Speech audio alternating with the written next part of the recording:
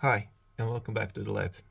This is my entry video for Otter Arms 1000 subscriber giveaway, and I congratulate him on this. He has surpassed this, and I wish him many more. So in this video, he asked us to show our tools and equipment we use, and I was wanting to make a video of my own, so why wouldn't I combine these two videos? So where to start? Well, I just need to find, oh, it is just a second here. This is Mad Bob's pick set that I purchased several years ago, and this was my actually first lockpick set. I forgot the name. How was it called? Not sure. If anybody remembers, please put it down in the comments. So I like this set. I used it a lot. It came complete with these turning tools, probably some more that I switched to my main lockpick set. But what I realized that when Bad Mob stopped making picks, or was more, how do you say it, rare to find, I wanted to keep them as a souvenir for my collection. And you can see this this hook, come on, is slightly bent, and as I was a new picker, it was quite hard for me to find the correct positioning inside of the Bible, and I was constantly picking on this, let's say, not the warning, but this between those two holes, this piece of metal. And I believe it's something that most of new pickers do, and this is what happens. So I've stopped using this because I don't want to damage it, and it is now only in my collection as a souvenir. And Mad Bob's, I hope you don't run out of business completely. I know that he still sells this, some of his locks on Facebook. Also, I got this around the same period. It's his jackknife. Actually, I carried this quite some time, but I stopped. It's quite light because it's made of carbon fiber, but it's not legal to carry, so I stopped. And also it has some small turning tool, only for, well, actually probably can use it for top of the keyway, but yeah. And it's nice key retaining feature with retaining feature with this spring. Can you see this?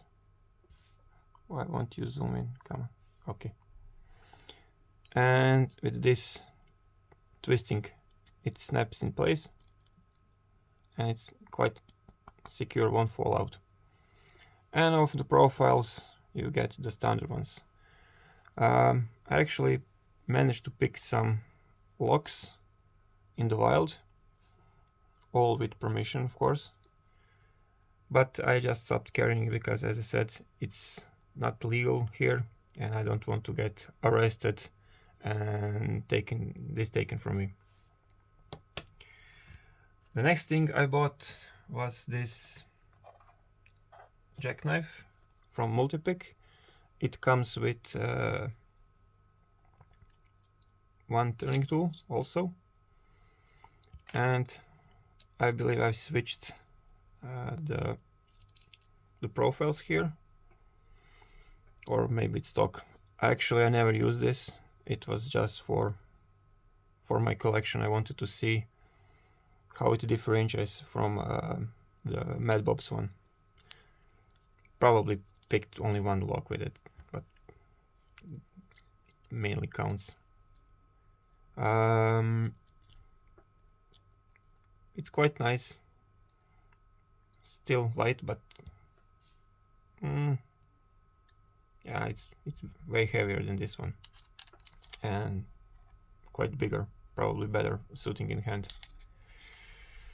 And this is all of my jackknives. Then let's go to my main stuff.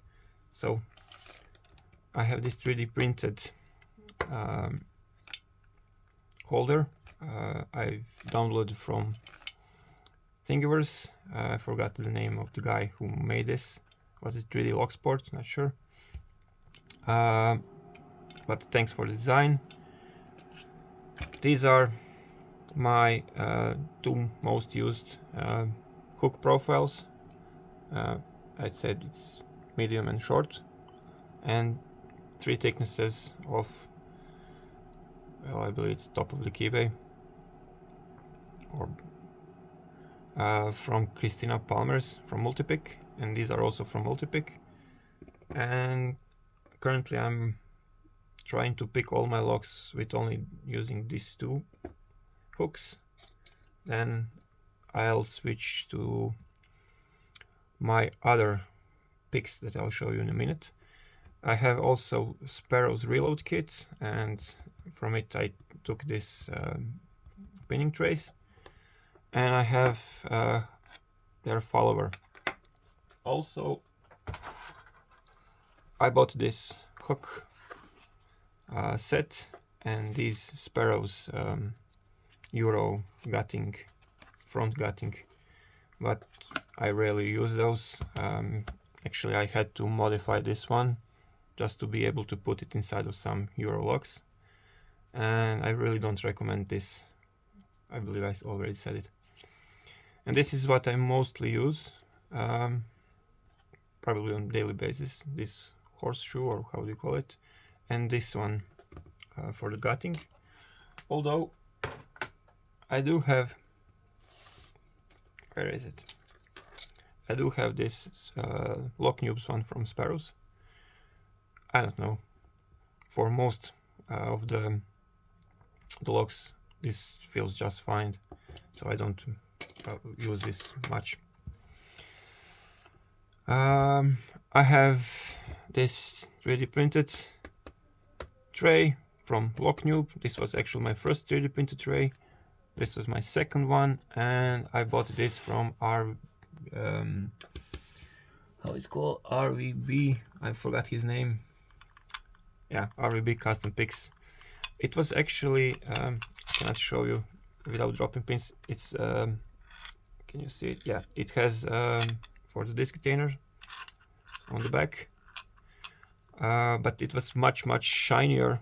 Actually, it was quite pretty when I got it, but I hated the reflection, especially on the pins. When you put the pins, it doesn't show on camera, or it shows like mirrored. So I not polished it, but I roughed it with a abrasive wheel to get this matte look. Yeah, I paid for it. I don't care if he gets matte. Okay. What's next? I also have a couple of practice locks. I have this combination of Euro and Dimple cutaway. Usually I don't practice on it, but as you can see, I will put something when I'm working on a lock and I cannot pick it for some reason. Then I will put something in similar bidding inside and try to see what's happening.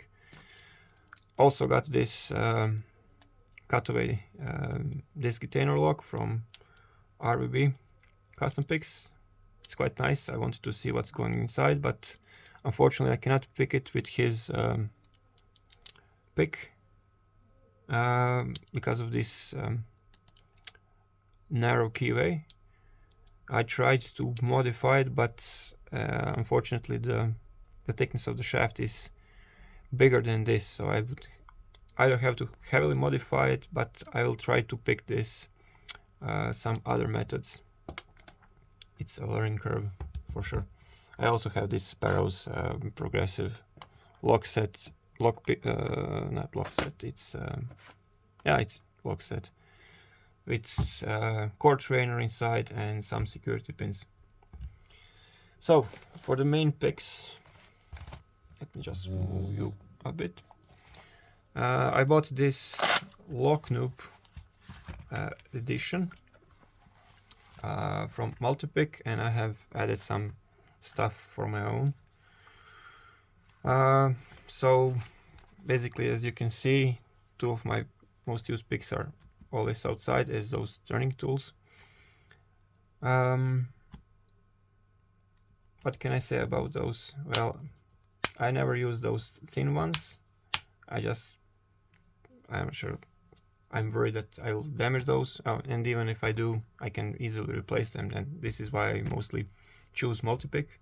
And because I live in Europe, so I also have spare Multipick tweezers if I am on the go.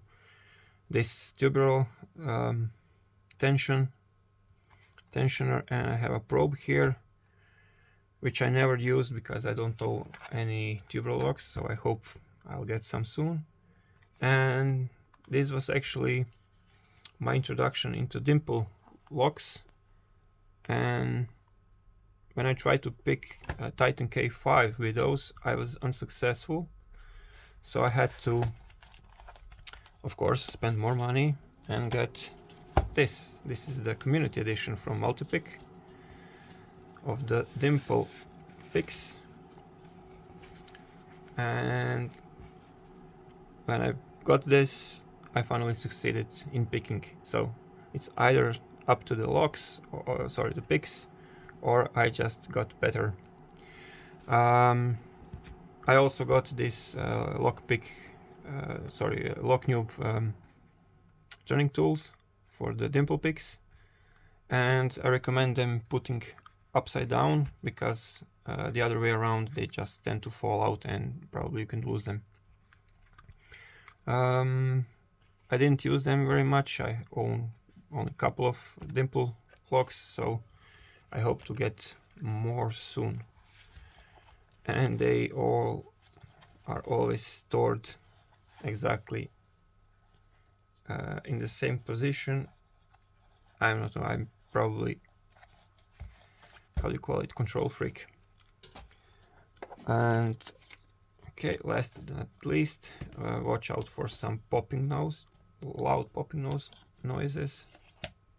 This is quite hard to open. It's just like picking up a lock. So this is my disc detainer lock from RWB or RWB custom picks. Sorry, come on. I'm not sure why I lock this every time. Habit. As I said, it literally means picking it open. So it came with these 3D printed turning tools for the dimple, for the disc detainer lock, and currently it's disassembled. But what I was talking about for this lock, as you can see, the thickness of this shaft is way thick, so it can come inside, so it just barely grabs. So, and I need to heavily modify this just to put it inside. But the good thing about this is it should use normal Multipick, I believe it's RS pick tips, so I can get more and modify them if I wish. And also it came with some do-it-yourself pick tips and this color for more torque or more precision. My thoughts about this, I don't know, I haven't used it, but the machining was quite nice. It feels good in hands, but I need to use it on more than one lock. Almost closed it again. I have this, as you call it, Harbor Freight, but this is actually from Lidl here. Just some wires that I lost the rubber parts, so I probably damaged my locks while picking it, but it does its job. And I also have this rubber elastic on it, so it's usually always some awkward way like this, and it's in the way, so I'll just leave it there so it doesn't hang, slip back. It does the job. I can put even those largest locks inside. Also, I've 3D printed this. This is also Locknoob's design to hold my Eurolocks and pick it in hand. As you can see, I only I improvised this because some of the locks were slipping, and yeah, if it works, it works. Don't fix it, right? What you can always hear in my videos is my benchtop power supply.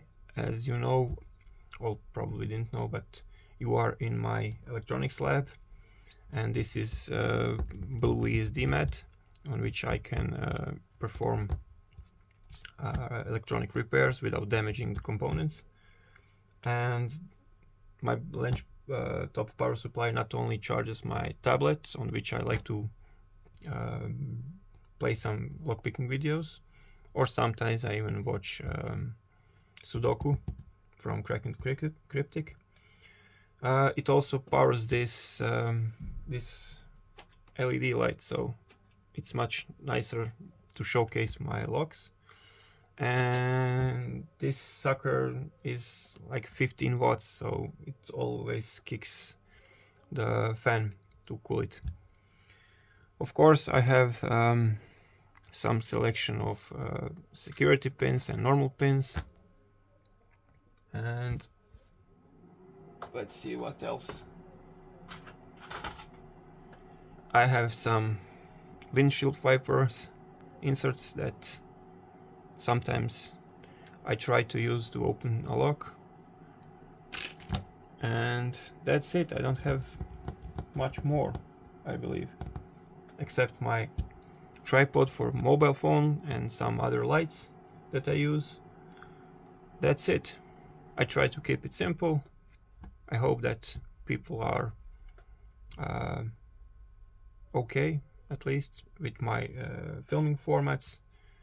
And if I am coming to you from your left side, this is because the camera is on my right side, and probably just picking from the left microphone only.